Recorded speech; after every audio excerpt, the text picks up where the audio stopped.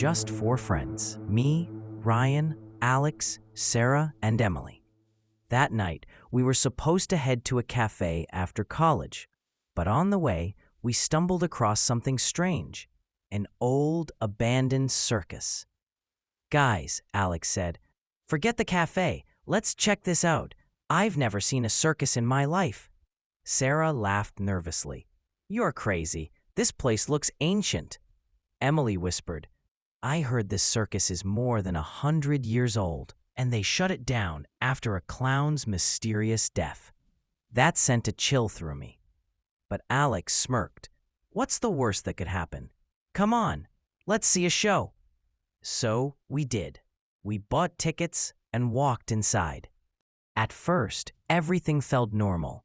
The tent was packed, and people laughed as the star clown, Jester Jack, danced and joked under the spotlight. Sarah nudged me. "He kinda looks like your boyfriend." We all laughed until suddenly, electric buzz, lights flicker, then blackout, screams from the crowd. The lights went out, total darkness. I felt a hand on my shoulder and screamed, "Who's there?" Alex laughed. "Relax, it's just me." But when the lights flickered back on,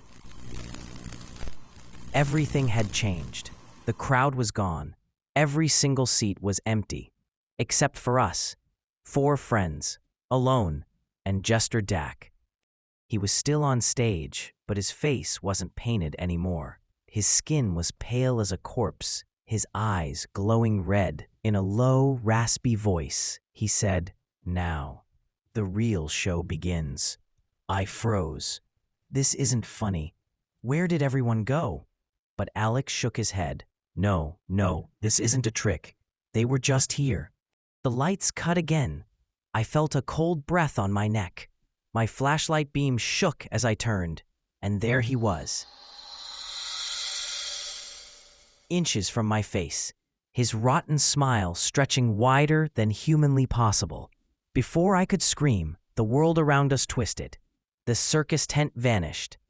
We were standing in a room with blood-soaked walls, strange demonic paintings, and a huge cracked mirror.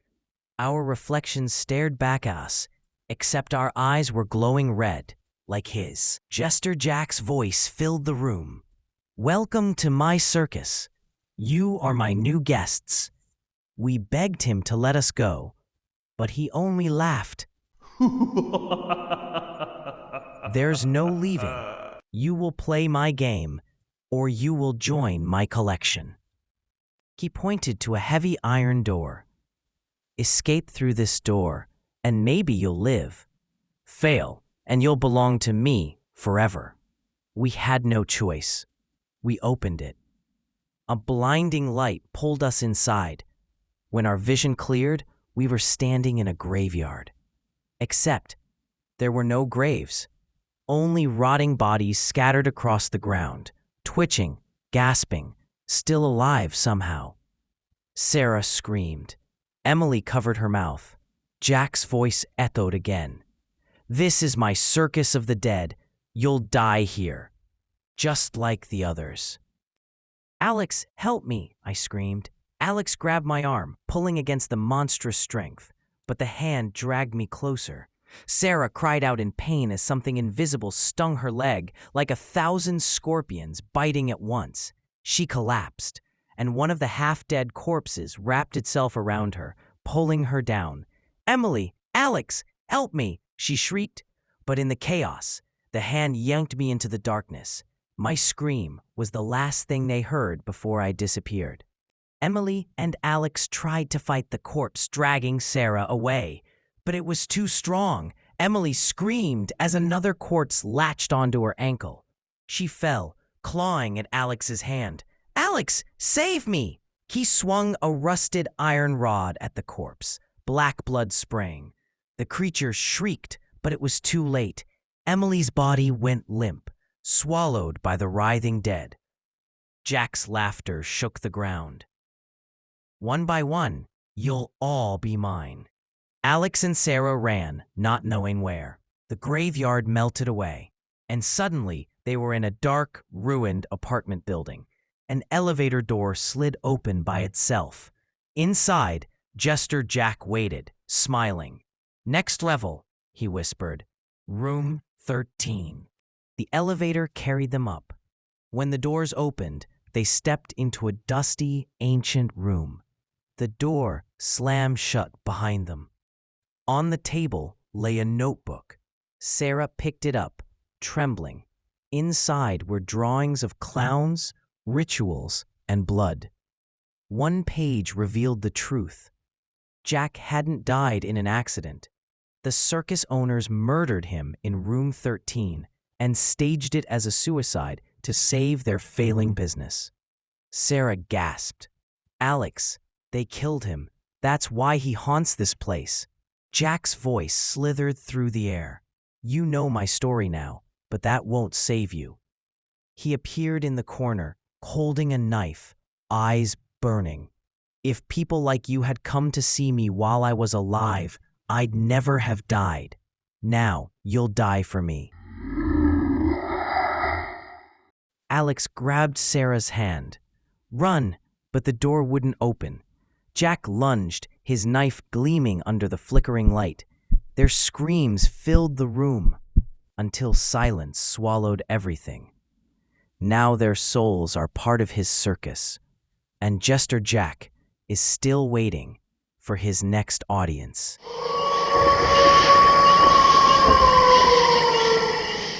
My name is Rachel, and this happened on my very first night shift at St. Mary's Psychiatric Hospital. I'd worked in nursing before, but never in a place like this. The building itself felt raw, too quiet, too cold.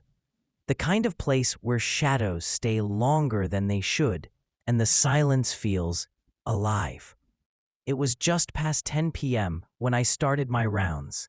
The hallways stretched on forever. Doors lined up like tombstones, each hiding its own tragedy. I kept telling myself it was just nerves, just a job, just patience. But then I reached room 11. I pushed the door open slowly. Inside, on the bed, sat a young woman, Natalie, 27 years old, beautiful but pale, her eyes locked on the wall, as if she was watching something none of us could see.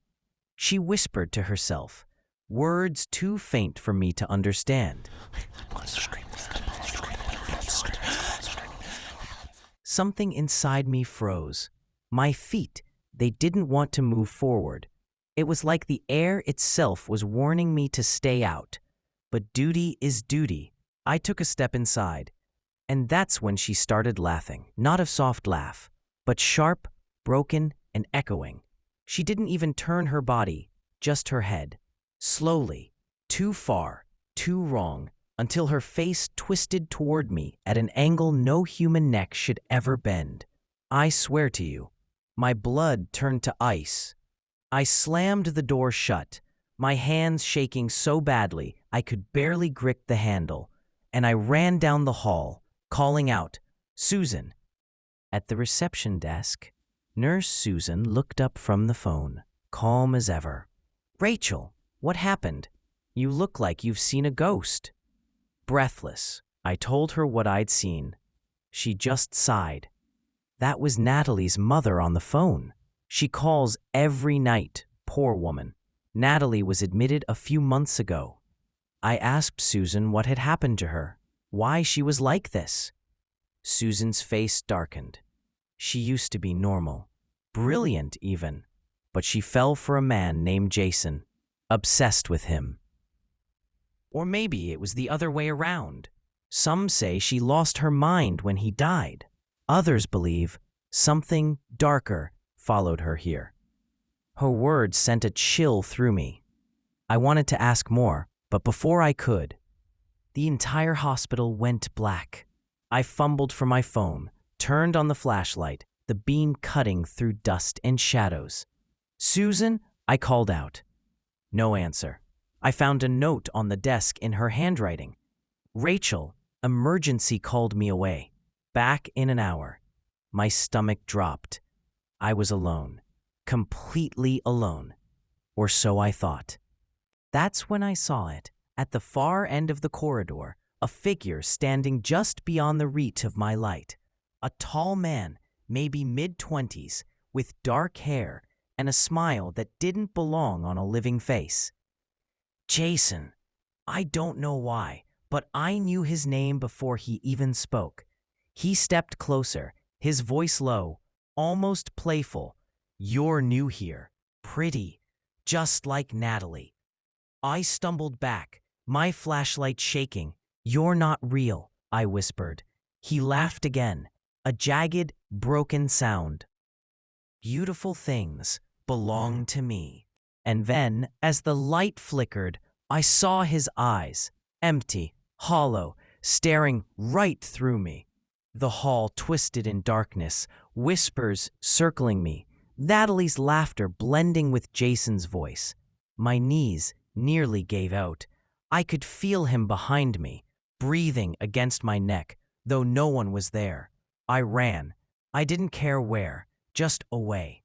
Doors slammed shut on their own, papers scattered across the floor, and the further I went, the louder his voice grew. Finally, I burst through the stairwell door, nearly tumbling down the steps. When I looked back, he was standing at the top of the stairs, grinning, watching, and then gone. The lights buzzed back on, the silence returned. Susan appeared minutes later, as if nothing had happened. She found me trembling, clutching the railing, unable to explain what I'd just seen.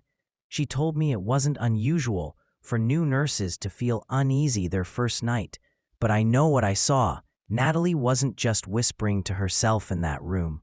She was whispering to him, to Jason, and he saw me too. I never went back to St. Mary's after that night, but sometimes, when the lights flicker in my apartment, I swear I hear that voice again. Beautiful things belong to me.